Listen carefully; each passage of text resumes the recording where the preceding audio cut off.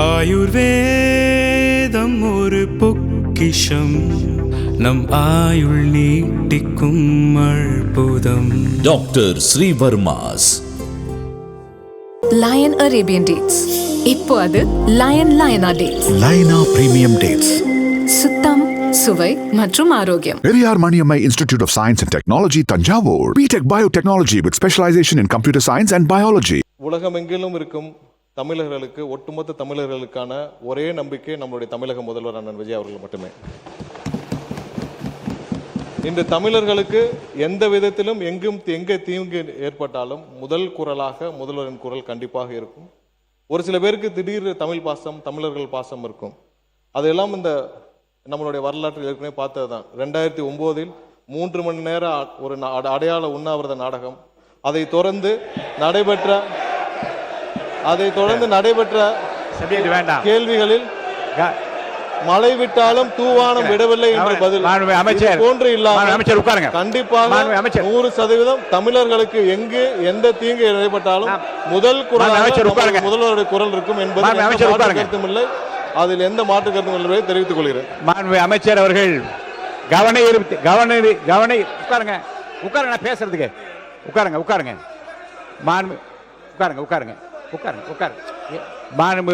மாண்புமிகு கவன ஈர்ப்பு தீர்மானத்தை ஒட்டி மட்டும் கூறிய வார்த்தைகள் அவை குறிப்பில் இருக்கும். கவன ஈர்ப்பு தீர்மானத்திற்கு அப்பாற்பட்டு பேச அனைத்தும் அவை குறிப்பில் நீக்கப்படுகிறது. உட்காருங்க.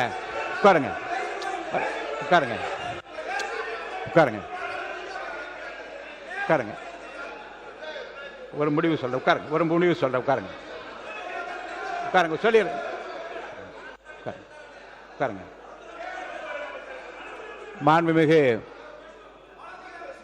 மாண்புமிகு உறுப்பினருக்கு ஒரு பொதுவான அறிவிப்பை நான் உங்கள் நலன் கருதியும், இது முழுவதுமாக நேரடி தொலைக்காட்சியாக இருப்பதால் யார் பேசுறீங்க? அங்கிருந்து பேசாதீங்க. நீங்க பேசாதீங்க.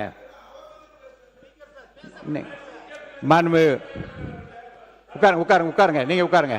மாண்புமிகு அவை முன்னவர் உட்கார சொல்லுங்க. பாருங்க, அவை முன்னவர் உட்காருங்க. நீங்க உட்காருங்க. இல்ல, நீங்க உட்காருங்க.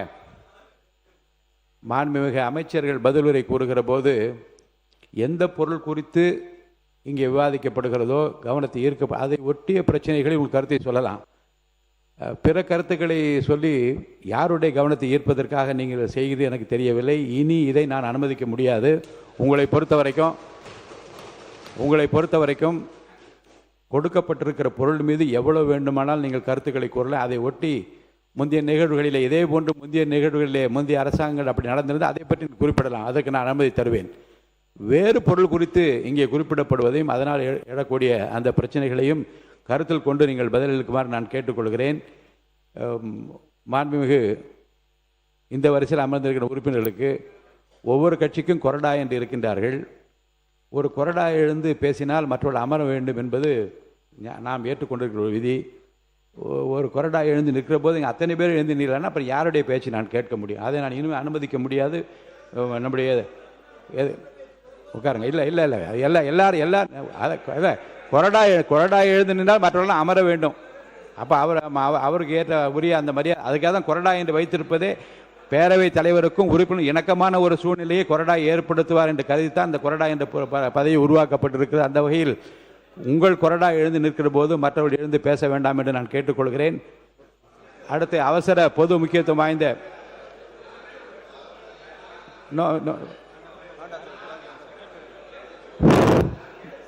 வேற பொருள் பற்றி பேசுறீங்க இல்லையா?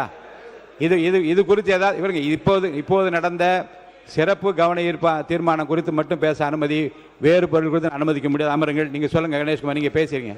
உட்காருங்க. வேண்டாம், இல்ல இப்ப வேண்டாம். இப்ப நாளைக்குன்னு சொல்லியிருக்கேன் உங்ககிட்ட. நான் காலையில் வரும்போது சொன்ன நாளைக்கு எடுத்துக்கொள்ளலாம். உட்காருங்க. நான் சொல்றேன், அது கவன ஈர்ப்பு தீர்மானங்களை எப்படி எடுத்துக்கொண்டு போய் என்பதை பற்றி நான் அறிவிப்பு வெளியிட இருக்கின்ற. உட்காருங்க. உறுப்பினர் கணேஷ்குமார் சொல்லுங்க. மாண்புமிகு பேரவைத் தலைவர் அவர்களே, அமைச்சர் அவர் கூறிய பதிலுக்கு நன்றி. அவர் தமிழர்களுடைய உரிமையை காக்கப்படும் என்று சொல்லியிருக்கிறார். இதற்காக நம்ம என்ன நடவடிக்கை எடுக்க போறோம்? ஏன்னா நம்ம வந்து சிபிஐ விசாரணை கோர போறோமா, இல்ல அடுத்த கட்டமாக அந்த தமிழர்களுக்கு நியாயம் கிடைப்பதற்கு தமிழக அரசு என்ன நடவடிக்கை எடுக்க போகிறது என்பதை மட்டும் அறிய விரும்புகிறேன். நன்றி. மாண்புமிகு முன்னாள் முதலமைச்சர் இதை ஒட்டி மட்டும். மாண்புமிகு பேரவைத் தலைவர், மாண்புமிகு அமைச்சருடைய பதில் ஒரு நல்ல விளக்கத்தை இருந்தார். இடையில் ஒரு சின்ன வாசகத்தையும் அது சேர்த்திருக்கிறார். நானே சொல்லிவிட்டேன், அதுக்கு தான் பதில் நான் சொல்லிட்டேன், முடிஞ்சது, உட்காருங்க. இல்லை அதை பற்றி நான் தீர்ப்பு கொடுத்த பிறகு அதை பற்றி பேச முடிஞ்சு. இல்லை அதை பற்றி நான் சொல்லிட்டேன்.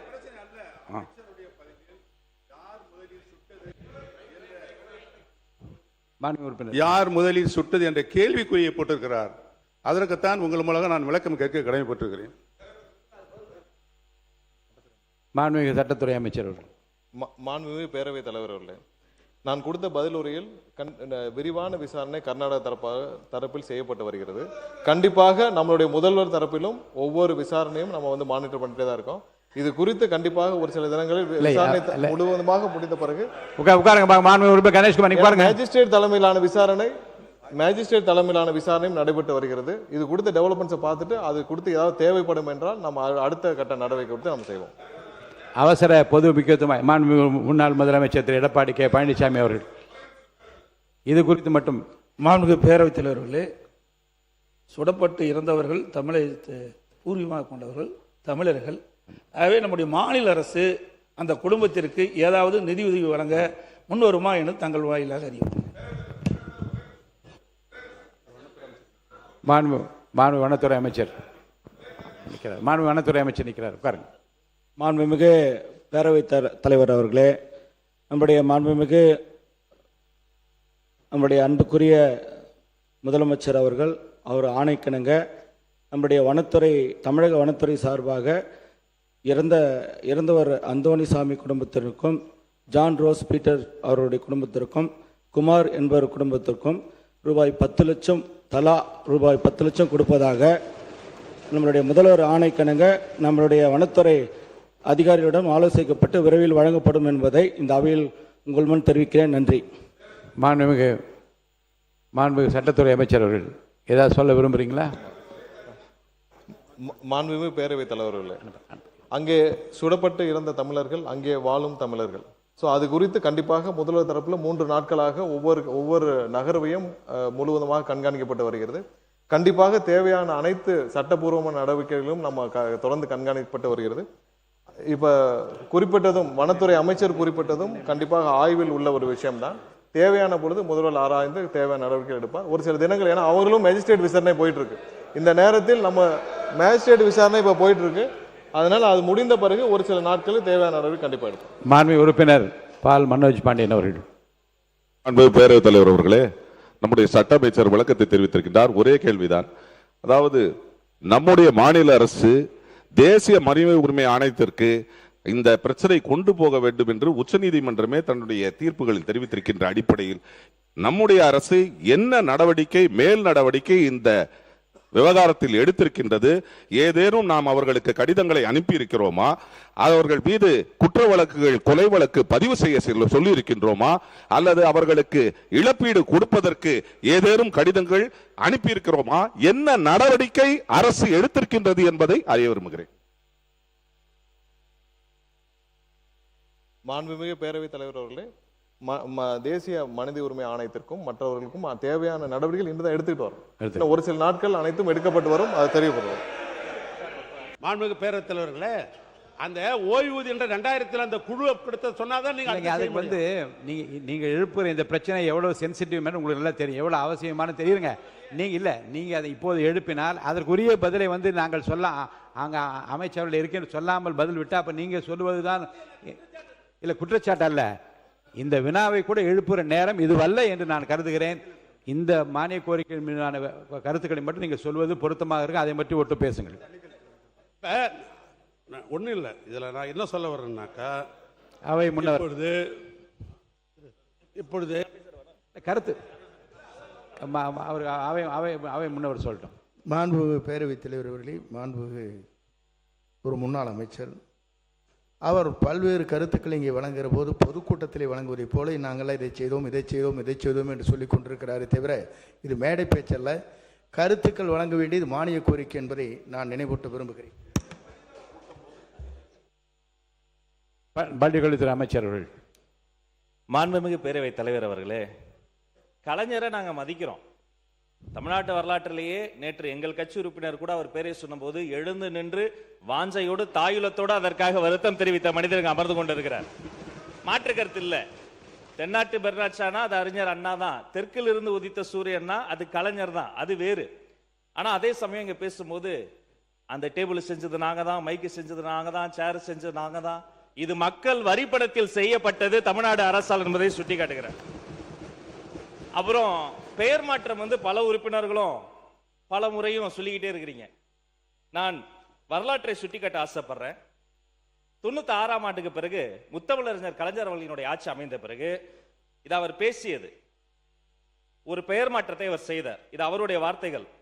திரைப்பட நகர் JJ சினி சிட்டி ஒன்று ஆரம்பிக்கப்பட்டது பற்றி உங்களுக்கெல்லாம் தெரியும். கலைஞர் சொல்றார், இதன் பெயரை நாங்கள் ஆட்சி பொறுப்புக்கு வந்த பிறகு பொருத்தமான பெயராக இருக்கும் என்று JJ சினி சிட்டி எம்ஜிஆர் திரைப்பட நகராக நான் மாற்றுகிறேன். கலைஞரே அறிவித்திருக்கிறார். பெயர் மாற்றம் என்பது காலங்காலமாக நடப்பது.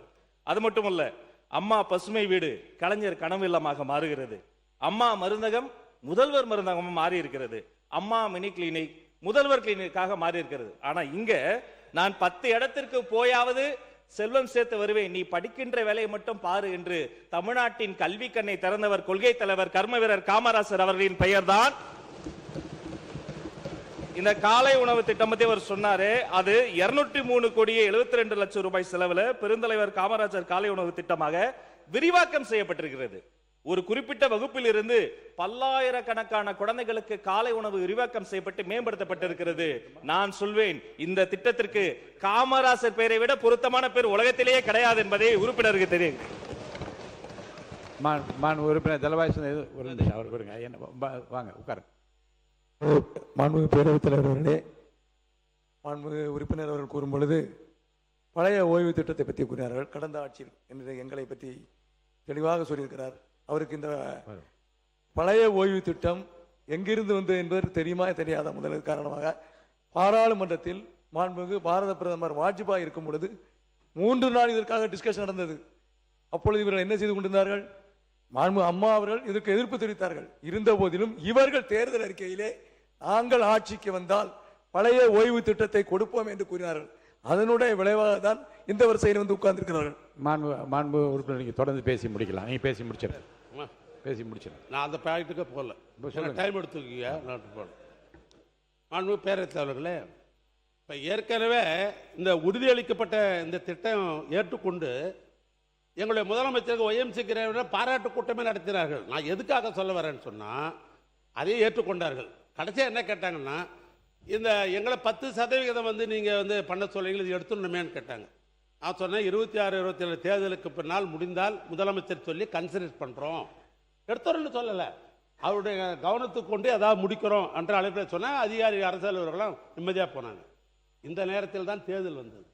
இப்போ தேர்தலில் நல்லா அழகாக இருக்குது. எனக்கு ரொம்ப இந்த புக்கை ரொம்ப பிடிச்சிக்குது. என்னன்னா, எனக்கு ரொம்ப திருக்குறள் ரொம்ப பிடிக்கும். எனக்கு பொதுவாகவே நான் திருக்குறளை வைத்தே நான் ஒரு புத்தகம் வெளியிட்டால் எல்லாம் தெரியும் கொடுக்கலாம். இதில் தலைப்பு கூட பார்த்தா ஆரம்பி இன்பம் பொருள் என்ற அடிப்படையில் போடப்பட்டிருக்கிற அருமையான தலைப்பு இது. ஏன்னா அது வள்ளுவருடைய தலைப்பு. இதில் இந்த அறம் என்கிற அந்த தலைப்பில் 25வது பக்கத்தில் என்ன சொல்லப்பட்டிருக்கிறன்னா, பழைய ஓய்வு திட்டம் நடைமுறைப்படுத்தல்ற ஒரு தலைப்பில் ஒரு செய்தியை நீங்கள் சொல்லியிருக்கிறீங்க. திமுக அரசு கொண்டு வந்துள்ள தமிழ்நாடு உறுதியளிக்கப்பட்ட ஓய்வு திட்டத்தை தவிர்த்து ஒழிக்கப்பட்டு அரசு ஊழிய கோரிக்கையை முழுமையாக பழைய ஓய்வு திட்டம் கனிவுடன் பரிசீலிக்கப்படுன்றீங்க. இப்போ அவங்க அரசு அதிகாரிகிட்ட நேற்று நீங்கள் பேச போகிறீங்கன்னு சொன்ன உடனே அவங்க என்ன கேட்குறாங்க, எங்கள் பழைய நீங்கள் சொன்னீங்களா உறுதியளிக்கப்பட்ட திட்டம் கண்டினியூ ஆக போகுதா அல்லது பழைய ஓய்வு திட்டத்தை இந்த அரசாங்கம் கொடுக்க போகிறான்னு ஒரு தெளிவு இல்லாமல் இருக்கிறது. ஆனால் இதை பற்றி நீங்கள் பேசுங்க, அரசு பதில் சொல்லுவாங்கன்னு சொல்லியிருக்கிறாங்க. ஆனால் தன்னுடைய பதிலுரையிலே சம்பந்தப்பட்ட மனிதவள மேம்பாட்டுத்துறை அமைச்சர் அவர்கள் இந்த டேப் சிஸ்டம் இந்த உறுதியளிக்கப்பட்டது அது தொடருகிறதா அல்லது புதிய பழைய திட்டத்தை கொண்டு வருவீர்களா என்கிற தெளிவு அரசு அதிகாரிக்கு வேண்டும் என்பதை இந்த நேரத்தில் நான் உங்களுக்கு தெளிவாக தெரிவித்துக் கொள்ள விரும்புகிறேன். அதே போன்று நான் நிறைவு பண்ணிடுறேன். ஒரு 2 நிமிஷம் கொடுங்க, இதோட நிறைவு பண்ணிடுறேன். நீங்க பேசுனதுல அரசு அலுவலர்கள் முன்பு எங்களுக்கு சலாம் போட்டார்கள், இப்போது உங்களுக்கு சலாம் போடு என்ற வார்த்தை அவை குறிப்பு நான் நீக்கிடுறேன். நீங்க எதை எடுத்தாலும் நியாயத்தை நீங்க எடுத்துருங்க. மாண்புமிகு பேரவைத் தலைவர்களே, நாடு சுதந்திரம் அடைந்தது பின்பு இந்த தமிழ்நாட்டை மிக மிக எளிமையானவர்கள்லாம் முதலமைச்சராக இருந்தார்கள். ஓமந்தூர் ராமசாமி ரெட்டியார்னு செருப்பே போட மாட்டார் இந்த முதலமைச்சர். அப்படி ஒரு முதலமைச்சர். அண்ணன் கலைஞர் எல்லாமே எளிமையானவங்க தான் முதலமைச்சராக இருந்தவங்கலாம். அப்போ ஓமந்தூர் ராமசாமி ரெட்டியார், மூதறிஞர் ராஜாஜி, பெருந்தலைவர் காமராஜர், பெரியவர் பக்தவச்சலம், பேரறிஞர் அண்ணா, முத்தமிழறிஞர் கலைஞர், மக்கள் தலைவர் எம்ஜிஆர், அம்மையார் ஜெயலலிதா, ஓ பன்னீர்செல்வம், எங்க ஓ பன்னீர்செல்வம், பக்கத்தில் இருக்கிற முன்னாள் முதலமைச்சர் சகோதரர் எடப்பாடி பழனிசாமி அவர்கள், எங்க தலைவர் திராவிட மாடல் ஆட்சியினுடைய தலைவர் மு.க. ஸ்டாலின், இத்தனை முதலமைச்சர்களும் முதலமைச்சரிலிருந்து இந்த தமிழ்நாட்டுடைய பல்வேறு திட்டங்களை நிறைவேற்றி இருக்கிறார்கள், ஏழ்மையை போக்கி இருக்கிறார்கள்.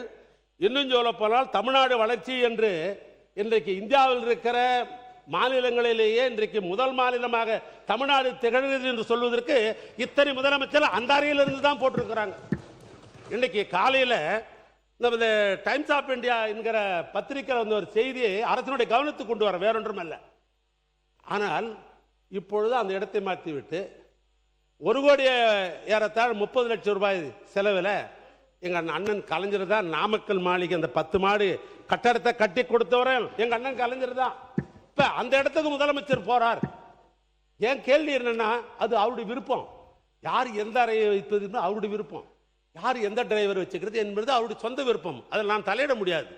ஆனால் இவ்வளவு திட்டங்கள் எல்லாம் இந்த நாட்டுக்கு கொடுத்த அறை இப்படி இருக்கிற பொழுது எங்க அண்ணன் கலைஞர் கட்டிருக்கிற அந்த அறைக்கு போறார் என்பதில் எனக்கு தனிப்பட்ட ஒரு விதத்தில் மகிழ்ச்சி தான். இது பிரிட்டிஷ்காரன் கட்டது, அது தமிழன் கட்டது, அதில் ஒன்றும் மாற்றம் இல்லை. ஆனால் இன்றைய தினம் டைம்ஸ் ஆஃப் பத்திரிகையில் என்ன செய்தி வந்திருக்கிறது சொன்னால், இந்த டைம்ஸ் ஆஃப் பத்திரிகையில் 5.54 கோடி ரூபாய் மதிப்பிலான இந்த டெண்டர் ஆழ்நிலையில் விடப்படவில்லை, இந்த டெண்டரில் ஏதோ ஒரு கோளாறு இருக்குதுன்னு டைம்ஸ் ஆஃப் வந்துக்கிறாங்க. அது அமைச்சர் அவர்கள் பதில் அதுக்கு சொல்லட்டும், நான் வேணான்னு சொல்லலை. ஏன்னா இப்போ என் டைம் எடுத்துக்கணும், அதுக்காக சொல்கிறேன். நான் கடைசியாக பதிலில் சொல்லுங்கள், அமைச்சருக்கு அந்த வாய்ப்பு உண்டு, மணிக்கணக்காக கூட நீங்கள் பேசலாம். ஆனால் நான் கேட்க விரும்புவது, ஏன் அந்த அறையிலே இருந்து பணியை பார்க்க வேண்டியதானே? ஏன்னா அங்கே தலைமையினுடைய சங்கத்தினுடைய தலைவர்கள், அதனுடைய பொறுப்பாளர்கள் பேசுகிறாங்க, இங்கே எங்களுக்கு உணவு அருந்தத்துக்கு இடம் கிடையாது, எங்களுக்கு புழங்குறதுக்கு இடம் கிடையாது, ஓய்வுக்கு இடம் கிடையாது, இந்த இடத்தை முழுமையாக எடுத்துக்கொண்டோம் என்று சொன்னால் நாங்கள் எங்கே போவது என்ற அந்த ஒரு மர்மிங், அதாவது அங்கே பேசப்படுகிறது, அந்த அதிகாரிகள் அலுவலர்கள் பேசுகிறார்கள். அதையும் முதலமைச்சருடைய கவனத்திற்கு அந்த ஆட்சிக்கு கொண்டு வர நான் விரும்புவது, நீங்கள் எப்பவுமே இந்த டெண்டர் விஷயத்தில் நாங்கள் பியூரிசி என்று நாங்கள் சொன்னீங்க. ஆனால் டைம்ஸ் ஆஃப் இந்தியாவில் இன்னைக்கு பக்கம் பக்கமாக இந்த டெண்டர் விஷய பணிகள்லாம் நடந்த பின்பு இப்போ ஆன்லைன் டெண்டர் என்று போடப்பட்டிருக்கிறது என்றெல்லாம் பத்திரிகையில் வந்த செய்தியை மட்டும் உங்களுடைய கவனத்துக்கு கொண்டு வந்து, மாண்புமிகு பேரவைத் தலைவர்களே, நிறைவாக ஒரு குரலை சொல்லி நான் முடிக்கலாம் என்று நான் கருதுகிறேன். சூற்றி முடிவு துணை செய்தல் அத்துணிவு தாட்சியுள்ள தாங்கள் தீது அப்படின்றார் வள்ளுவர். சூற்றி முடிவு துணிவைதல் அத்துணிவு தாட்சியுள் தாங்கள் தீதுன்ற நான் சொல்லலை, ஐயன் வள்ளுவர் எழுதுனது.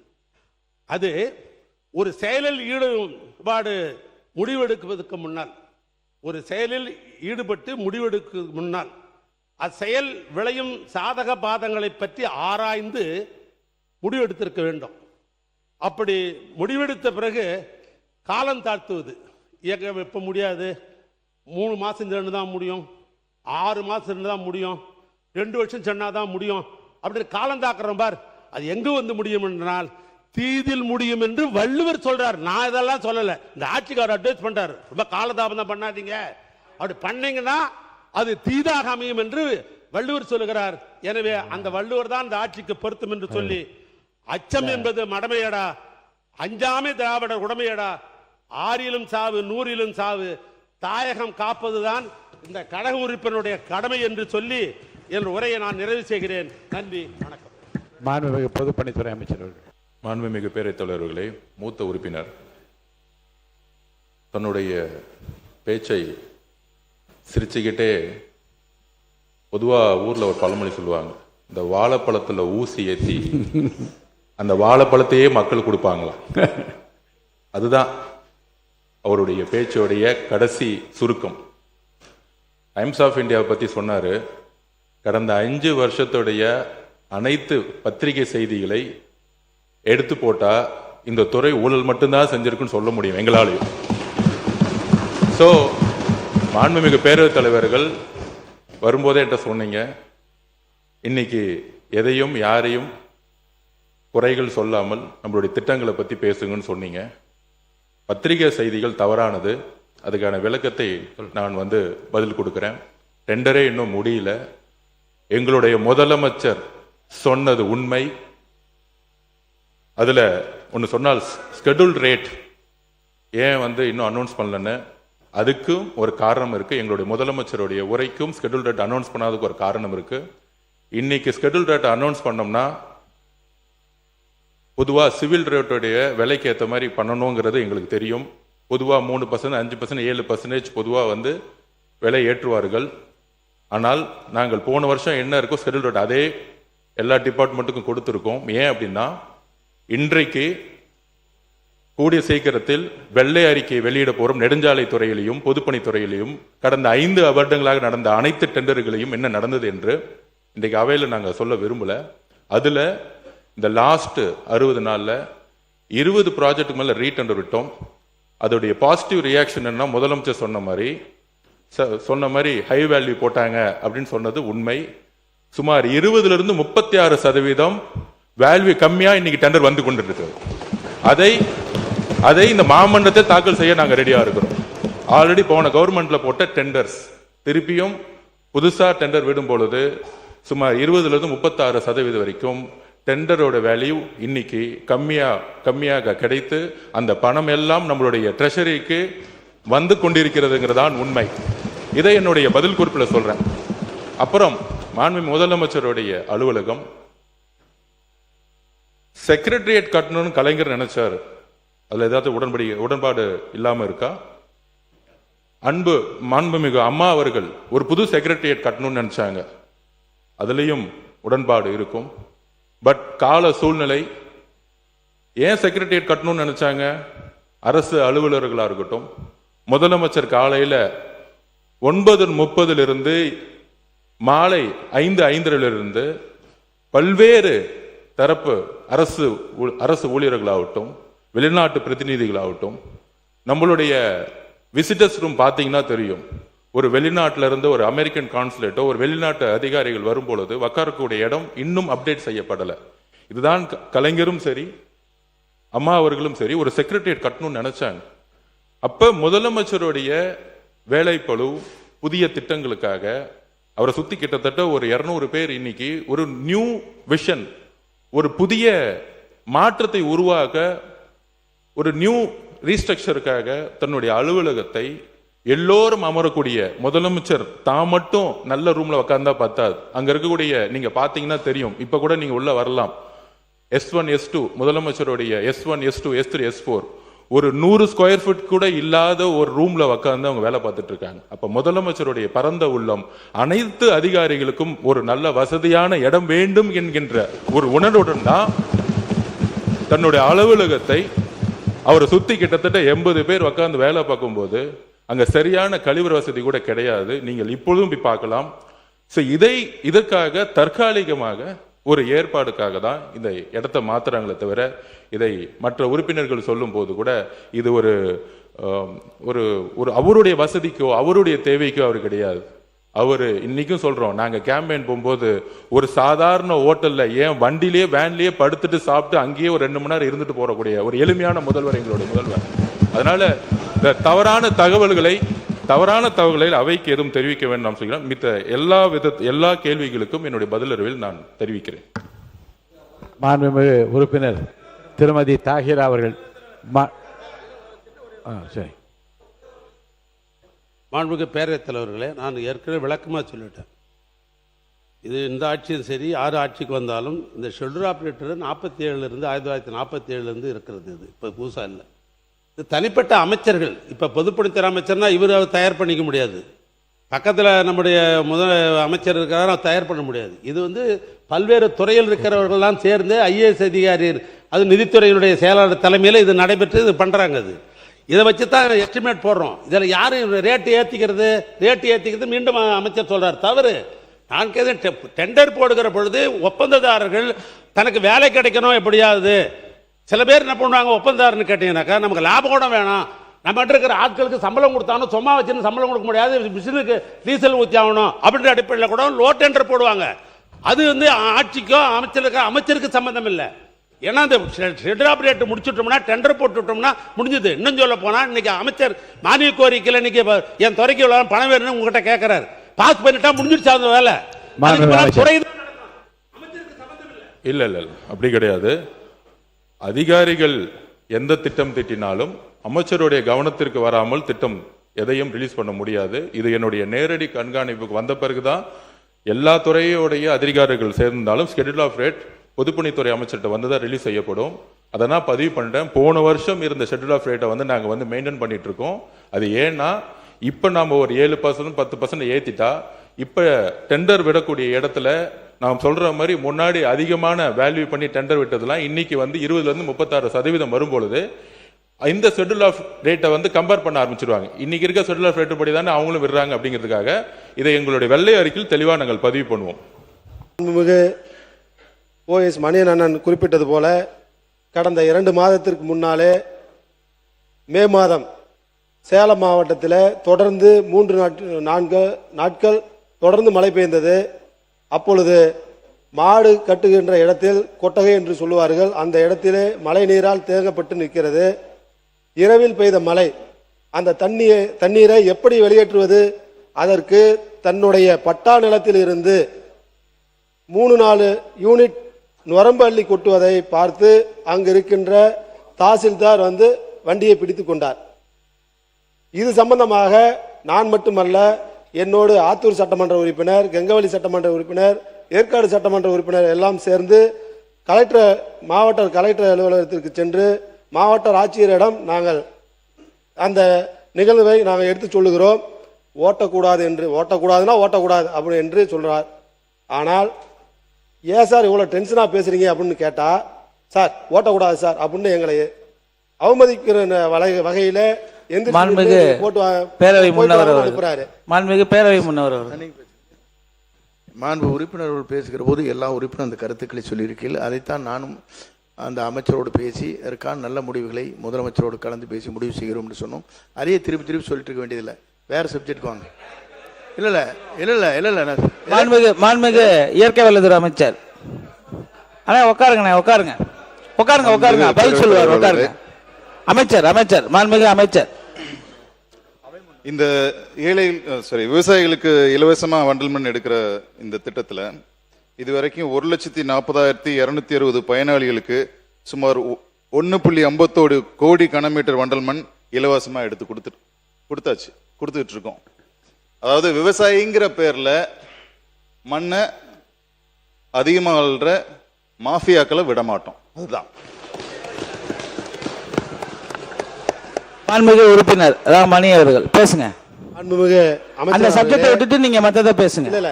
அதுக்கு பதில் கொடுத்துட்டாங்க. ஒரு விளக்கம், எங்களுடைய பட்டா நிலத்தில் 4 யூனிட் அதுக்கு ஆய்வு பண்ணி அவங்க கொடுக்கறோம்னு சொல்லிட்டாங்க. அடுத்த விஷயத்துக்கு வாங்க. இல்ல அவர் பேசிட்டு நீங்க உட்காருங்க. வாய்ப்பு பின்னாடி கொடுக்குறோம். உட்காருங்க.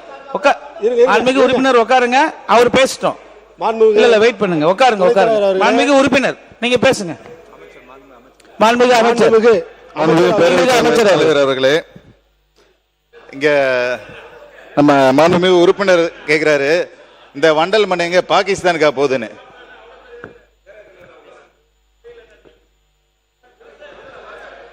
விவசாயிக்கு மட்டும்தான் போகணுங்கிறதாம் தமிழ்நாடு முதலமைச்சர். பாகிஸ்தானுக்கு இல்ல, பக்கத்து ஊருக்கு கூட போக விட மாட்டோம். திருடிட்டு போக விட மாட்டோம். அமைச்சர் பேசுறாரு. நீங்க உட்காருங்க. இல்ல பாத்துக்கிட்டு தான் இருக்கேன். உட்காருங்க. இன்னும் 6 பேர் பேச வேண்டியது இருக்குது. உட்காரலானே. இல்ல நீங்க எப்ப வந்தாலும் பாயிண்ட் ஆஃப் ஆர்டர் தான் கேட்குறீங்க. மாண்புமிகு உறுப்பினர் வெயிட் பண்ணுங்க. மாண்புமிகு உறுப்பினர் பேசுங்க. மாண்புமிகு உறுப்பினர் மாண்புமிகு அமைச்சர் அவர்கள். நாங்கள் மாண்புமிகு பேரவைத் தலைவர் அவர்களே, நம்ம சொல்றது மாப்பிள்ளை என்கின்ற அந்த வார்த்தை அவை குறிப்பிலிருந்து நீக்கப்படுகிறது. மாண்புமிகு அமைச்சர் நீங்க பேசலாம். நம்ம சொல்றது விவசாயிங்கிற பேர்ல, விவசாயிகளுக்காக தான் இந்த திட்டமே. பட் விவசாயிங்கிற பேர்ல அதிகமா ஆள்றது, அதை தான் நம்ம அரசு வந்து நடவடிக்கை எடுத்து தவிர்க்குது. மாண்புமிகு முன்னாள் முதலமைச்சர் எடப்பாடி பழனிசாமி அண்ணன் அவர்கள். மாண்புமிகு பேரவை துணைத் தலைவர் அவர்களே, வண்டல் மண்ணை எதுக்கும் பயன்படுத்த முடியாது. நிலத்துக்கு தான் இயற்கை உரமாக பயன்படுத்த முடியும். அதிமுக ஆட்சி செங்கல் சோலைக்கு வண்டல் மண் அதிகமாக பயன்படுத்த முடியாது. களிமண் தான் பயன்படுத்த முடியும், செம்மண் தான் பயன்படுத்த முடியும். அதோட அனைத்து இந்திய அண்ணா திராவிட முன்னேற்ற கழகம் ஆட்சிக்கின்ற பொழுதுதான் குடிமராமத்து திட்டத்தை கொண்டாந்து நீண்ட காலமாக ஏரிகளில் அந்த திட்டத்தை, அந்த வண்டல் மண் அழிகின்ற திட்டம் இல்லை நிலுவையில் இருந்தது. கிட்டத்தட்ட பல ஆண்டுகளமாக இருந்தது. அதனால் மழை காலத்தில் நீர் வீணாகாமல் தேக்கி வைப்பதற்காக, நிலத்தடி உயர்வதற்காகத்தான் இந்த குடிமராமத்து திட்டத்தை கொண்டாந்தோம். அது மட்டும் 83 ஆண்டு காலம் இருந்தது. 5 ஆண்டுக்கு முந்தி 83 ஆண்டு காலம் மேட்டூர் அணையில் தூர்வாராமல் இருந்தது. ஒரு நாளைக்கு 5000 லாரிகள் அந்த நிதியில் மேட்டூர் அணையில் தூர்வாரப்பட்டது. தமிழ்நாடு முழுவதும் பொதுப்பணித்துறையின் சார்பாக 8000 ஏரிகள் தூர்வாரப்பட்டது. இது முழுக்க விவசாயிகளுடைய பங்களிப்போடு இந்த திட்டத்தை நடைமுறைப்படுத்தணும். மாண்பு அமைச்சர் சொல்லும்போது விவசாயிகளை மாஃபியான்னு சொல்லுவது தவறு. அந்த வார்த்தையை நீங்கள் அவைக்குள் நீக்க வேண்டும். அமைச்சர் அவர்கள் விவசாயிகளை குறித்து சொல்லி இருந்தால் ஆய்வுக்கு உட்படுத்தப்பட்டு அந்த வார்த்தை அவை குறிப்பிலிருந்து நீக்கப்படும். மாண்புமிகு அமைச்சர் அவர்கள். இல்ல மாண்புமிகு முன்னாள் முதலமைச்சர் மாத்தி சொல்றாங்க. விவசாயிகளை யாரும் மாஃபியான்னு சொல்லல. விவசாயிகள் செயல்படுறது யாருன்னு இங்க இருக்க எல்லாருக்குமே தெரியும் இல்லையா? தனியா மாண்புமிகு உறுப்பினர் மணி அவர்கள், நீங்க தொடருங்க. ஏங்க அவர் இப்பதான் ஃபர்ஸ்ட் பேசுறாரு, உங்களுக்கு வாய்ப்பு கொடுக்குறோம். அவர் பேசி முடிக்கட்டுங்க. சப்ஜெக்ட் விட்டு வெளியில மாறுது, வேணாம், முடியாது. நீங்க பேசுங்க மாண்புமிகு. சப்ஜெக்ட் விட்டுட்டு அடுத்தது பேசிட்டு இருக்காதீங்க. உங்களுக்கு போதுமான தகவல் வந்து அமைச்சர் வந்து கொடுத்துட்டாங்க. இருங்க. அவரு முன்னாடி அவை முன்னவர் தெளிவா கொடுத்துட்டாரு. போதும். அவை முன்னவர், மாண்புமிகு அவை முன்னவர் உறுப்பினர் உட்காருங்க ஒரு நிமிஷம். மாண்புமிகு அவை முன்னவர். மாண்புமிகு பேரவைத் தலைவர் அவர்களே, மாண்பு உறுப்பினர் எல்லோருடைய கோரிக்கை ஒன்றுதான். அதை மனதிலே வைத்துத்தான் இரு துறைகளும் சேர்ந்து நல்ல முடிவுகளை மேற்கொண்டு முதலமைச்சர் ஒப்புதல் பெற்று நாங்கள் அறிவிக்கிறோம் என்று சொன்னோம். அதற்கு பிறகு அதையே தொடர்ந்து பல்வேறு கருத்துக்களை சொல்வது தவிர்த்து இப்போது இருக்கின்ற துறையின் சார்பாக நீங்கள் தங்கள் கருத்துக்களை வழங்க வேண்டும் என்று அன்போடு கேட்டுக்கொள்ளுங்கள். மாண்புமிகு உறுப்பினர் அவர்கள், மாண்புமிகு அந்த சப்ஜெக்டை விட்டுட்டு அடுத்த சப்ஜெக்ட்டுக்கு வாங்க. பேரவை துணைத் தலைவர் அவர்களே, நான் சொல்லுவது வண்டல் மண் எந்த மண்ணா இருந்தா சார் அதை விட்டுட்டு வேற சப்ஜெக்ட்டுக்கு வாங்க சார். வண்டல் மண்ணிலே போயிட்டு இருந்துச்சுன்னா அடுத்தடுத்தது எப்ப முடிப்பீங்க? சீக்கிரம் பேசுங்க. நாங்க போனது 4 சட்டமன்ற உறுப்பினர்கள். 4 சட்டமன்ற உறுப்பினர்களை அவமரியாதையாக ஒரு ஆட்சி தலைவர் பயன்படுத்துகிறார் என்றால் நாங்கள் மக்கள் குறையை கேட்பதற்கு சென்றோமா இல்லை அவரிடம்? இல்ல மாண்புமிகு உறுப்பினர் அவர்களுக்கு ஒரு விஷயம் சொல்லிக்கிறேன். இன்னைக்கு வந்து நான் சொல்லி முடிச்சுக்கிறேன். இன்னைக்கு வந்து மானிய கோரிக்கை வந்து PWD சம்பந்தப்பட்டது, ஹைவேஸ் சம்பந்தப்பட்டது, ஹைவேஸ் சம்பந்தப்பட்டது. அதனால நான் 2 இது விவாதத்துக்கு எடுத்துக்க வேண்டிய இருக்குது. நீங்க ஒரே இதை நீங்க வந்து பேசிட்டே இருக்க வேணாம். அவை முன்னவர் அவர்கள்.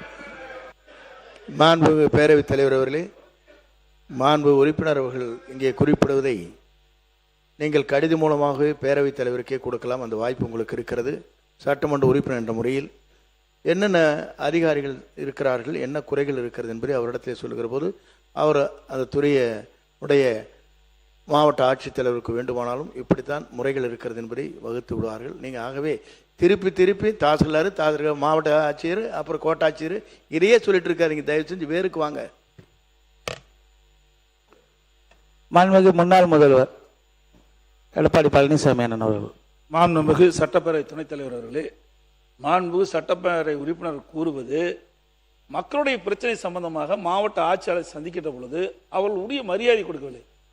அவர் சொல்லுகின்ற பொழுது நீங்கள் வெளியே செல்லுங்கள் என்று சொல்கின்ற காரணத்தினால்தான் அந்த கருத்தை தான் இங்கே பதிவிக்கின்றார். ஆகவே இந்த அரசாங்கம் சம்பந்தப்பட்ட அதிகாரிகளுக்கு ஒரு உத்தரவை வழங்க வேண்டும், சுற்றறிக்கை வழங்க வேண்டும். சட்டமன்ற உறுப்பினர்கள் மக்களுடைய பிரச்சனை சம்பந்தமாக சந்தித்து கோரிக்கை மனு கொடுத்தால் அந்த கோரிக்கை மனுவை ஏற்று அதுக்கு உண்டான தீர்வு காண வேண்டும். அதைத்தான் அவர் குறிப்பிடுகிறார். மாண்புமிகு அவை முன்னவர் அவர்கள் சுருக்கமா ஒரு பதில் சொல்லி முடிச்சிருங்க. சுருக்கமா அந்த விஷயத்தை முடிச்சிருங்க. மாண்புமிகு பேரவைத் தலைவர் அவர்களே, இதற்கான ஆணையம் இருக்கிறது, எல்லோருக்கும் தெரியாத ஒன்றல்ல. சட்டமன்ற உறுப்பினர்கள், நாடாளுமன்ற உறுப்பினர்கள், உள்ளாட்சி பிரதிநிதிகள் செல்கிற போது என்ன பொதுமக்களுக்கான கருத்துக்களை எடுத்து செல்கிற போது உரிய அதிகாரிகள் அதற்கான முறையில் அவர்களை வரவேற்று அவர்களுக்கான அந்த பணிகளை ஆற்றி என்ன இருங்க சொல்லிடுறேன். ஆகவே அந்த நிலைதான் இருக்கிறது. அப்படி ஏதாவது இடத்துல குறை இருக்குமேனால் அவர் சொன்னதை போல அதற்கான அரசு கவனத்தில் எடுத்துக்கொள்ளும். மாண்புமிகு உறுப்பினர் நீங்க பேசுங்க, அந்த சப்ஜெக்டை விட்டுட்டு பேசுங்க, யாரும் குறுக்கீடு பண்ணாதீங்க. இந்த 6 பேர் பேச வேண்டியது இருக்கு. மாண்புமிகு துணை பேரவைத் தலைவர் அவர்களே, என்கிட்ட ஆதாரத்தோடு நான் சொல்கிறேன், 47 முறை அவருக்கு ஃபோன் பண்ணேன், 2 முறை மட்டும்தான் அவர் பேசுகிறாரு. மீதியை வந்து மாண்புமிகு பேரவை உறுப்பினர்களுக்கு ஒரு விஷயம் சொல்லிக்கிறேன். ஏதாவது ஒரு விஷயம் இருந்துச்சுன்னா ரிட்டன்ல எழுதி கொடுங்க, அவை குறிப்பில் ஏற்றுக்கிறோம். அது சம்பந்தமா துறை சார்ந்த அமைச்சருக்கு நாங்கள் அதுக்கு கொடுத்து தீர்வு ஏற்படுத்துவோம். நீங்க அடுத்த விஷயத்தை பேசுங்க. எண்ணி துணிக கர்மம் துணிந்த பின் எண்ணுவோம் என்பது இழுக்கு. மாண்புமிகு பேரவைத் தலைவர் அவர்களே, 2026 தேர்தல் பிரச்சாரத்தில் எதிர்கட்சிகள், அனைத்து எதிர்கட்சிகள், 1 அல்ல 2 அல்ல, கிட்டத்தட்ட ஒரு 41 கட்சிகள் எதிர்த்து நின்று தமிழகத்தின் முதல் முறையாக 2016 அம்மா அவர்கள் தனித்து நின்றார்கள். ஆளும் கட்சி, மிகப்பெரிய பலம், முதலமைச்சராக இருந்த செல்வாக்கு. ஆனால் எங்களுடைய அண்ணன், எங்களுடைய தலைவர், மாண்புமிகு முதலமைச்சர் திரு சி. ஜோசப் விஜய் அவர்கள் தனியாக பிரச்சாரத்தை மக்கள் துணையுடன், பெண்கள் துணையுடன், இளைஞர்கள் துணையுடன் 41 கட்சிகளை எதிர்த்து நின்று அண்ணா கூறினார், 1967 தேர்தல் பிரச்சாரத்தில் அண்ணா கூறினார்,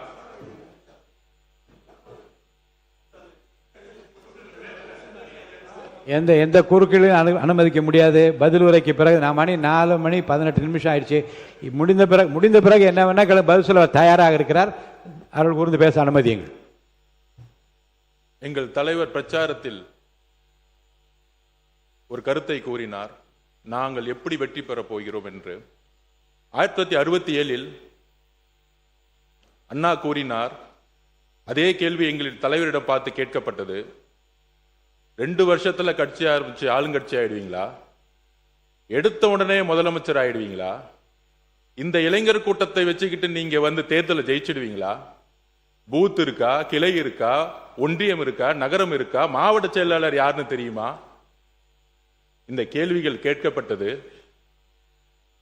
அண்ணா கூறினார் தன்னுடைய தேர்தல் பிரச்சாரத்தில், அண்ணாவுடைய தேர்தல் பிரச்சார வரலாற்றை இன்றைய அரசியல்வாதிகள் சரியாக இன்னும் படிக்கவில்லை. அண்ணா கட்சி ஆரம்பிக்கும் பொழுது இருந்த கூட்டம் ஜென்சி கூட்டம். அன்னைக்கு திரு கலைஞர் கருணாநிதி அவர்களுக்கே வயது 26 தான்.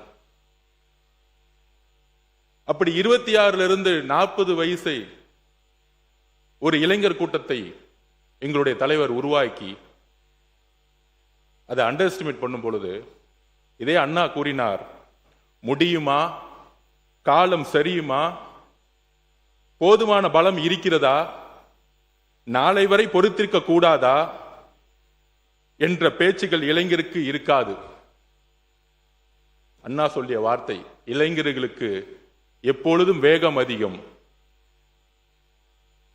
விவேகமும் அதிகம். அப்படி 2026 1967 வெற்றி, அதற்கு பின்பு 1977 ஏற்பட்ட இன்னொரு புரட்சி, அதற்கு பிறகு 2026 தேர்தல் வெற்றி என்பது ஒரு சாதாரண வெற்றி கிடையாது. 41 கட்சிகள் எதிர்த்து நின்று முதலில் பேசும்போது எதிர்க்கட்சி துணைத் தலைவர் சொல்லினார், நீங்கள் 108 தான் அப்படின்னு பேசினாரு. அந்த 108 எப்படி உருவாக்கப்பட்டது? 41 கட்சிகள் எதிர்த்து நின்று எதிர்க்கட்சி தலைவர் தன்னுடைய மேடைகளில் கூறினார், அங்க இருக்கிறவங்க எம்எல்ஏன்னா யாருன்னு தெரியாது, அமைச்சர்னா யாருன்னு தெரியாது. இதுதான் அண்ணா கனவு கண்ட ஒரு புரட்சி. ஏழைகள், எளிமையானவர்கள், சாதி பலமற்றவர்கள், மத பலமற்றவர்கள், இங்க இருக்கக்கூடிய நபர்கள் பண்ணையாரின் பிள்ளைகள் அல்ல, மன்னராட்சியின் பிள்ளைகள் அல்ல. எங்கள் பெயர் உங்களுக்கு தெரியாமல் இருக்கலாம், எங்களுடைய சாதி உங்களுக்கு தெரியாமல் இருக்கலாம், எங்களுடைய மதம் உங்களுக்கு தெரியாமல் இருக்கலாம், ஆனால் பெண்களுக்கும் இளைஞர்களுக்கும் ஏழைகளுக்கும் எங்களுடைய பெயர் தெரியும். அதனால்தான் நாங்கள் 108. அதனால்தான் 10 நாளில் நீங்கள் உருவாக்கிய 10 வருஷ கூட்டணி 10 நாளில் எங்களுடைய தலைவரை நோக்கி ஒரு ஜனநாயகத்தை உருவாக்கியது, இந்த ஆட்சியை உருவாக்கியது. மக்கள் ஏற்படுத்த தீர்ப்புக்கு தலைவணங்கி இடதுசாரி சிந்தனைகளை கொண்ட அனைத்து தோழர்களும், காங்கிரஸ், கம்யூனிஸ்ட், விசிகே, ஐஎம்எல் அனைத்து தோழர்களும் மக்கள் ஏற்படுத்திய வெற்றிக்கு தலைவணங்கி எங்களோடு கொள்கை அளவில் இந்த ஆட்சியில் பங்கு பெற்று முதல் முறையாக நாங்கள் உறுதி கூறுகிறோம், புரட்சியாளர் அம்பேத்கருடைய கனவு இந்த அவையில் முதல் முறையாக நிறைவேற்றப்பட்டது. 8 தலித் சகோதரர்கள் இன்று அமைச்சரவையில் இருக்கிறார்கள். பெரியார் கண்ட சமூக நீதி இங்கே நிறைவேற்றப்பட்டிருக்கிறது. அண்ணா கண்ட இளைஞர் கூட்டம் இங்கு உருவாக்கப்பட்டிருக்கிறது. இதுதான் தேர்தல் வெற்றி. இது தேர்தல் வெற்றிக்கான ஒரு வெற்றி மட்டுமல்ல, இது வரலாற்றை திருப்பி போட்ட வெற்றி. சாதியும் மதமும் எம்எல்ஏ ஆகணும், மினிஸ்டர் ஆகணும்னா அதுக்கு ஒரு பின்புலம் இருக்கணும்னு ஒரு சாமானியன் நினைச்சு பார்க்க முடியாத ஒரு சட்டமன்றத்தில் அண்ணாவுக்கு அப்புறம், எம்ஜிஆருக்கு அப்புறம் இன்று ஏழைகளும், எளிமையானவர்களும், இளைஞர்களும், பெண்களும் இந்த சட்டமன்றத்தில் இங்கு அமர்த்தப்பட்டிருக்கிறார்களே, பெண்கள் துணையுடன், இளைஞர் துணையுடன் எங்களுடைய தலைவருடைய நம்பிக்கையும் அன்பும் பெண்கள் உருவாக்கிய வெற்றி தான் இந்த வெற்றி.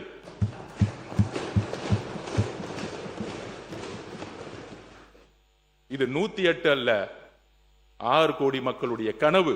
ஒரு ஏழையும் ஒரு சாமானியனும் சட்டமன்ற உறுப்பினராக வேண்டிய ஒரு கனவு இது. இந்த கனவு இங்கு வரலாறாக மாறி இருக்கிறது.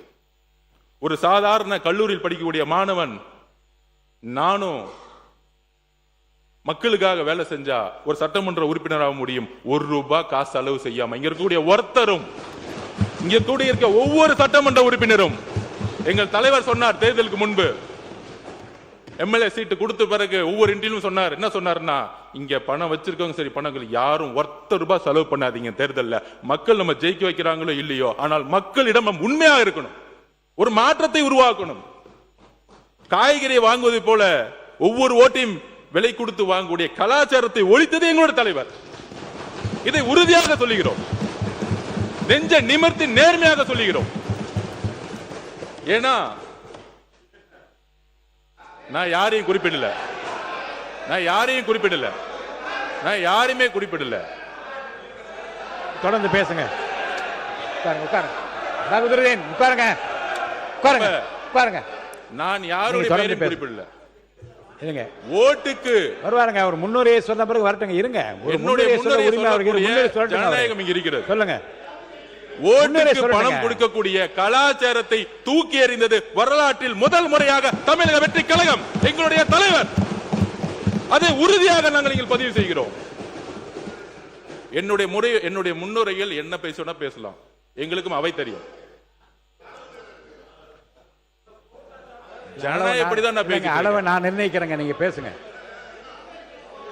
இருங்க சார், நீங்க இருங்க.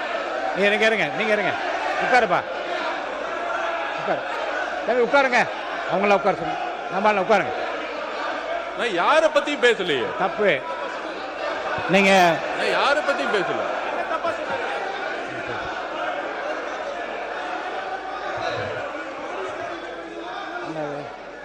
மாண்புமிகு பேரவைத் தலைவர்களே,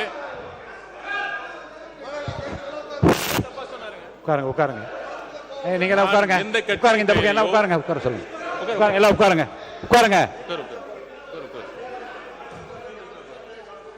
உட்காருங்க. உட்காருங்க. இருங்க. கொஞ்சம் இருங்க. நீங்க உட்காருங்க. நீங்க நீங்க நீங்க நீங்க பேசுறது அனுமதிக்க முடியாது. நீங்க பேசுறது அனுமதிக்க முடியாது. உட்காருங்க. இருங்க.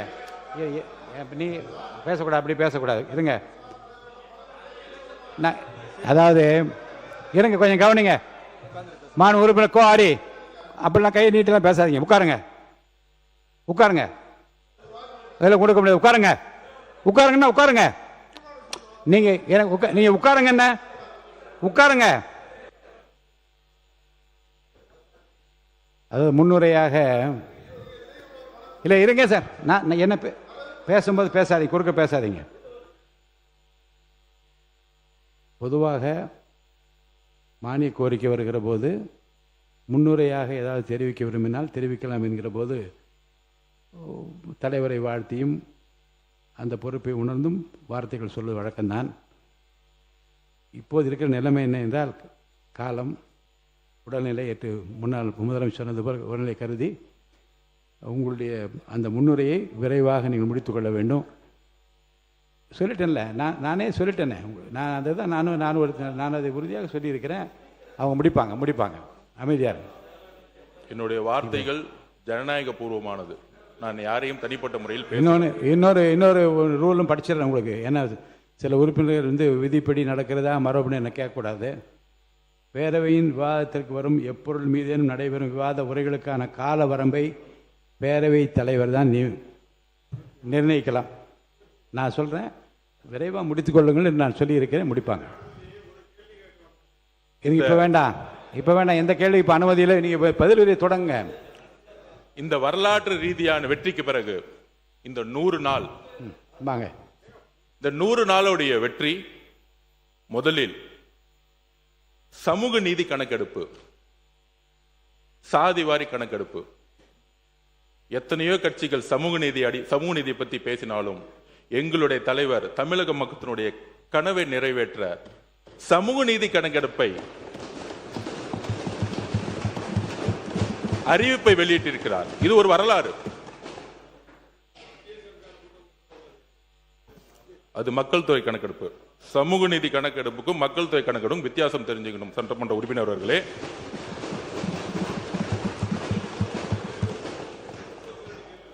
சிறுபான்மையின சமூக நலத்திட்டங்களை அவர்களே செயல்படுத்த அமைச்சரவையில் ஐயுமலுடைய கனவு, 60 வருஷ கனவு, அதை நிறைவேற்றியது எங்களுடைய தலைவர்.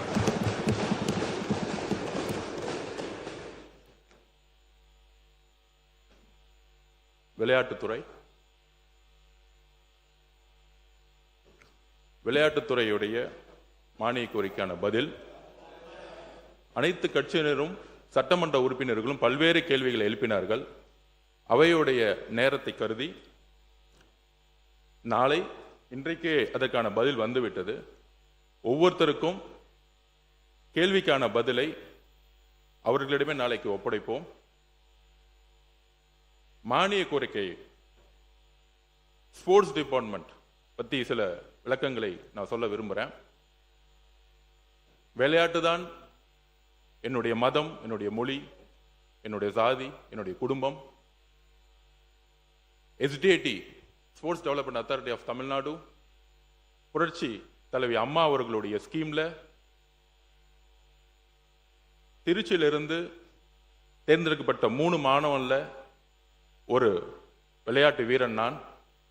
நேரு ஸ்டேடியத்தில் ரூம் நம்பர் 50-51 படித்து இந்த மாநிலத்துக்காக விளையாடிய ஒரு national player, basketball player. இங்க 3 பாஸ்கெட் பால் பிளேயர் இருக்காங்க. ஒன்று என்னுடைய நண்பர் நிதியமைச்சர் மரிய வில்சன் அவர்கள். இன்னொருத்தர் யாருன்னா திமுக இருக்கக்கூடிய நேஷனல் பிளேயராக இருந்த பெரியசாமி அண்ணன். அது நிறைய பேர்த்துக்கு தெரியாது, அவர் இல்லை இந்த அவையில். நீங்க ஒரு ஸ்போர்ட்ஸ்மேன், சபாநாயகர் ஒரு ஸ்போர்ட்ஸ்மேன், செஸ் பிளேயர். இங்க இருக்கக்கூடிய பல்வேறு சட்டமன்ற உறுப்பினர்கள் விளையாட்டு உலகத்தில் இருந்து வந்தவர்கள். முதலில் ஒரு விளையாட்டு துறையிலிருந்து, அதுவும் எஸ்டிஏடி மாணவனா இருந்து அதே நேரு ஸ்டேடியத்தில் ஒரு விளையாட்டு அமைச்சரா இன்னைக்கு வந்து அமர்ந்த அதற்கு உதவிய என்னுடைய முதலமைச்சர் அவர்களுக்கு நன்றியை தெரிவித்து, ஸ்போர்ட்ஸ் இந்த 100 வருஷத்துல நம்ம பொருளாதாரத்திலையும் கல்வியிலையும் முன்னேறி இருக்கிறோம். ஆனால் இன்றைக்கு இருக்கக்கூடிய நிலைமை, இந்த 100 வருஷத்துல இதுவரைக்கும் நம்ம ஒலிம்பிக் மெடல் எடுத்ததே கிடையாது. ஏன்னா அதுக்கான திட்டங்கள் இன்டர்நேஷனல் ஸ்டாண்டர்ட் லெவலில் நம்ம இருந்தது கிடையாது. பல்வேறு முயற்சிகளை செஞ்சிருக்கோம்.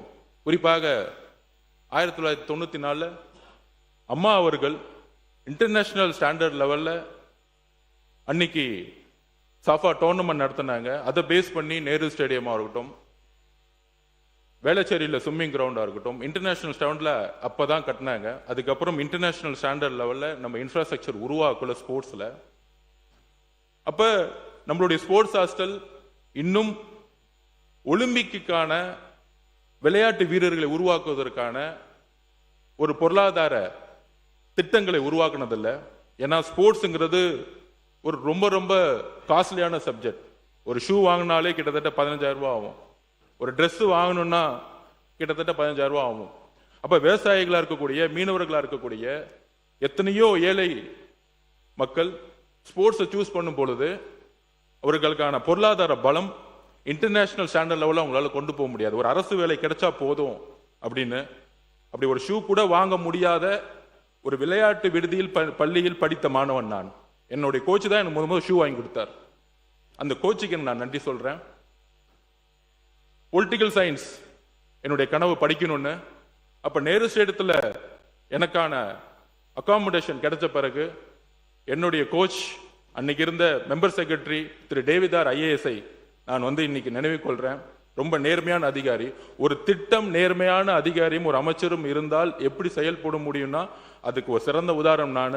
அரசு திட்டத்தின் வழியில் படித்த மாணவன் நான். அப்படி நேரு ஸ்டேடியத்தில் இருக்கும் பொழுது மெட்ராஸ் கிறிஸ்டியன் காலேஜில் பொலிட்டிக்கல் சயின்ஸ் எனக்கு ஸ்காலர்ஷிப் கிடைச்சிச்சு. அங்குதான் என்னுடைய அரசியலுக்கான அறிவை வளர்த்த இடம். அங்க இருந்த ப்ரொஃபசர் அலெக்சாண்டர் மந்திரமொழி அவர்களுக்கு நான் நன்றி சொல்றேன். என்னை உருவாக்கியது என்னுடைய ப்ரொஃபசர்ஸ். அப்ப நமக்கான விஷன் என்ன அப்படின்னா 8 to 18 அப்படிங்கிற ஒரு திட்டத்தை கொண்டு வர போறோம். அதாவது 8 வயசுலேயே கிட்டத்தட்ட தமிழ்நாடு முழுசும் ஆயிரக்கணக்கான ஸ்கூல்ஸ் இருக்கு, பிரைவேட் ஸ்கூல்ஸ் இருக்கு. 1 கோடிக்கு மேற்பட்ட மாணவர்கள் படிச்சுட்டு இருக்காங்க, மாணவிகள் படிச்சுட்டு இருக்காங்க. அதுல என்ன ஒரு விஷயம்னா 6000 பிசிக்கல் டீச்சர்ஸ் இருக்காங்க பிரைவேட் அண்ட் பப்ளிக் ஸ்கூல்ல. ஒரு மேக்ஸ் டீச்சர், ஒரு சயின்ஸ் டீச்சர், இவங்களுக்கெல்லாம் ஒரு டார்கெட் வைப்பாங்க, ரொம்ப ஸ்ட்ரிக்டா இருப்பாங்க. ஆனா என்னோட எக்ஸ்பீரியன்ஸ்லயே ஒரு பிசிக்கல் டீச்சருக்கு ஒரு குறிக்கோள் வச்சது கிடையாது. சைக்கிள் ஸ்டாண்ட் எடுத்துக்க வைக்கிறதுக்கும், டிசிப்ளின் பார்க்கறதுக்கும், ஹேர் கட்டிங் பண்றதுக்கு தான் இருந்திருக்கு. ஆனால் ஒரு பிசிக்கல் டீச்சர் நினைச்சா ஒரு ஒலிம்பிக் பிளேயரை உருவாக்க முடியும். அதுக்கான சிலபஸை உருவாக்கணும். அதுக்கான சிலபஸை உருவாக்கணும் தான் மாண்புமிகு முதலமைச்சர் கிட்ட நாங்கள் கோரிக்கை வச்சு எஜுகேஷன் மினிஸ்டரோட மீட் பண்ணோம். அதுக்கு தான் டேலண்ட் ரிசர்ச் விங் TRWன்னு ஒன்று உருவாக்குறோம். அந்த TRW இந்த 1 கோடி ஸ்டூடெண்ட்ஸ்ல பெஸ்ட் ஸ்டூடெண்ட்ஸை எடுத்து வந்து தமிழ்நாட்டில் இன்னைக்கு ஹாஸ்டல், ஸ்போர்ட்ஸ் ஹாஸ்டல் பார்த்தீங்கன்னா 15, 16, 22 ஹாஸ்டல் தான் இருக்கும். 38 மாவட்டங்களிலும் ஸ்போர்ட்ஸ் ஹாஸ்டல் உருவாக்கப்பட வேண்டும் இந்த வருஷத்திலேயே. ஆண்கள் மட்டுமல்ல, ஆண்களும் பெண்களும் சேர்ந்து சமத்துவமாக 38 ஸ்போர்ட்ஸ் ஹாஸ்டலும் உருவாக்க வேண்டும். இது மாண்புமிகு முதலமைச்சர் அவர்களும் எஜுகேஷன் மினிஸ்டரும் முழு ஒத்துழைப்பும் ஆல்ரெடி கொடுத்துட்டாங்க. அப்ப இந்த ஸ்போர்ட்ஸ் ஹாஸ்டல் உருவாக்கின பிறகு ஸ்போர்ட்ஸ் ஹாஸ்டலுடைய பணி 8 வயசுல இருந்து அந்த குழந்தையை உருவாக்கணும். நம்மளுடைய எஜுகேஷன் சிஸ்டம் நான் ஸ்போர்ட்ஸ் ஹாஸ்டல் வளர்ந்த மாணவனால சொல்றேன். காலையில 5:30 மணிலேருந்து 8:30 மணி வரைக்கும் நாங்கள் கிரவுண்ட்ல இருக்கணும். கடுமையான பயிற்சி இருக்கும்.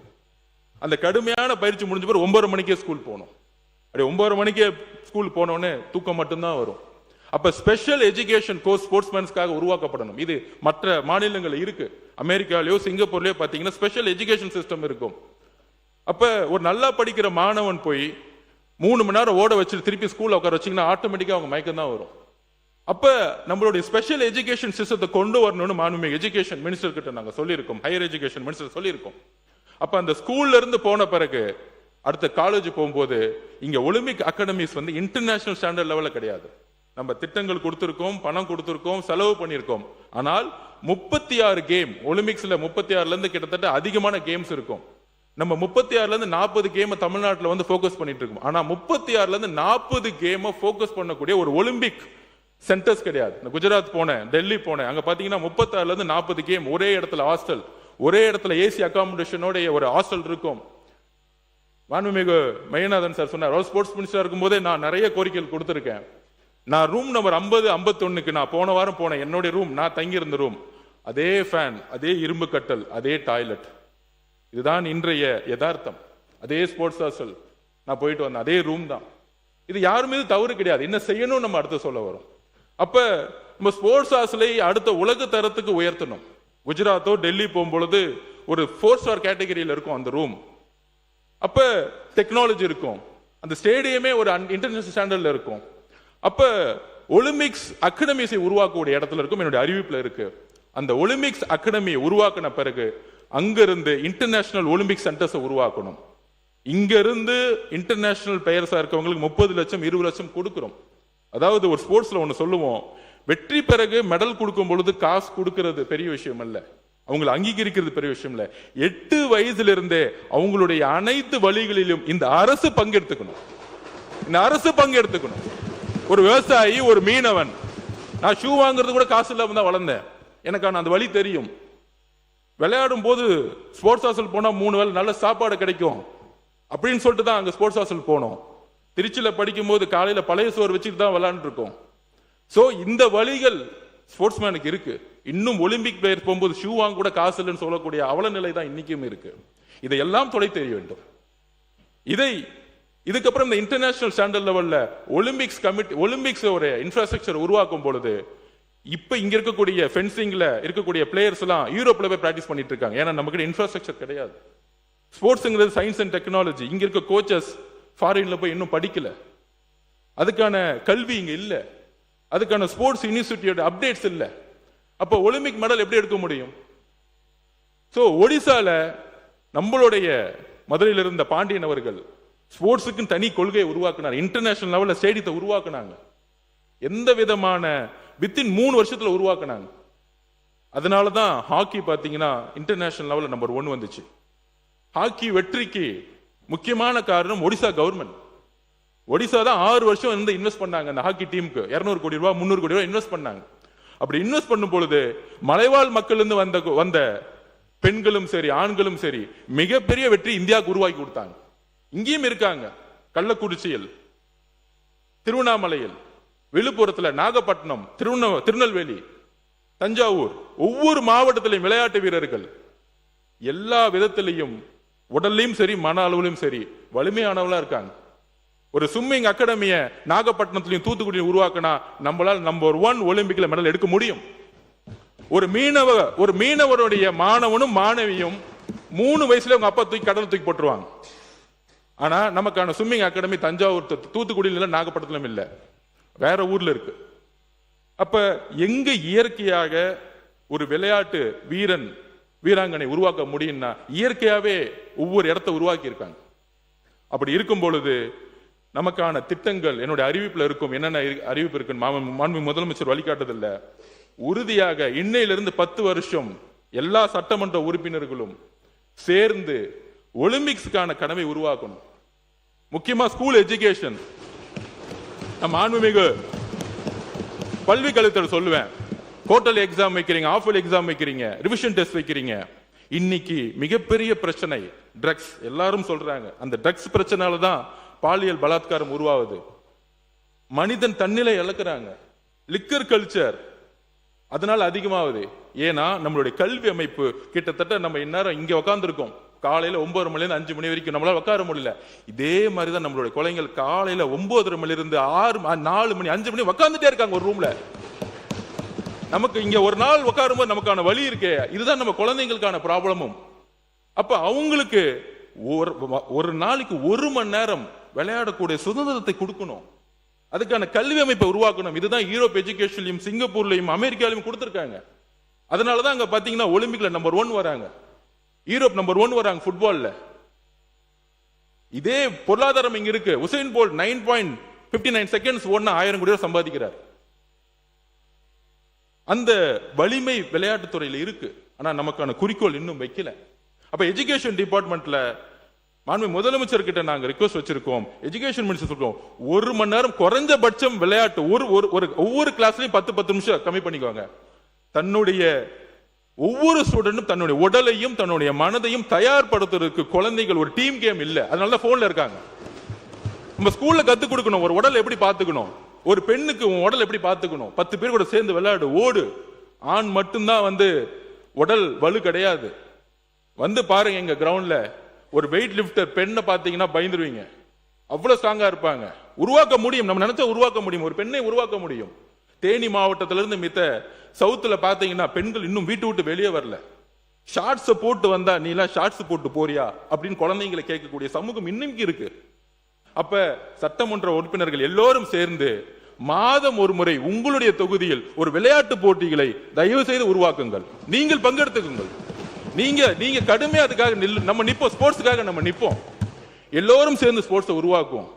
கூடி சீக்கிரத்துல IAS IPS MLAக்கள் ஜட்ஜஸ் எல்லாரும் சேர்ந்து ஒரு விளையாட்டு போட்டிகள் முதலமைச்சர் நடத்த சொல்லியிருக்கார். எல்லோரும் சேர்ந்து விளையாடக்கூடிய ஒரு விளையாட்டு போட்டிகளை உருவாக்க சொல்லியிருக்கார். நம்ம எல்லாம் அரசியல் ரீதியா நம்ம சண்டை போடலாம், திமுக அதிமுக BJP கம்யூனிஸ்ட், ஆனால் விளையாட்டுன்னு வரும்போது எல்லோரும் ஒன்றிணைணும். இந்த மாநிலத்துக்காக ஒன்றிணைணும். அண்ணனுக்கு செஸ் கேம் இருக்கு, அண்ணனுக்கு செஸ் கேம். முன்னாள் முதலமைச்சர் புரட்சி தலைவர் எம்ஜிஆர் காலத்தில் MLAக்களுக்கு இடையான அனைத்து விளையாட்டு போட்டிகளும் அவர் நடத்தியிருக்கிறார். 3 நாட்கள் தொடர்ந்து நடக்கும், திருப்பி நம்ம எல்லா விளையாட்டுக்கும் நடத்துவார். அப்படிப்பட்ட மாண்பு முதலமைச்சர் கவனத்துக்கு கொண்டு வந்து அந்த போட்டியை கூட உங்களுடைய ஆலோசனை ஏற்று நடத்தலாம். அண்ணனுக்காக செஸ் ப்ரோக்ராமும் இருக்கு. சோ இப்படி ஒரு அரசியல் அப்பாற்பட்டு விளையாட்டுத்துறை எல்லோரும் அரசியலுக்கு அப்பாற்பட்டு உருவாக்க வேண்டும். தமிழ்நாட்டிலிருந்து ஒரு ஒலிம்பிக் மெடலை உருவாக்க வேண்டும்.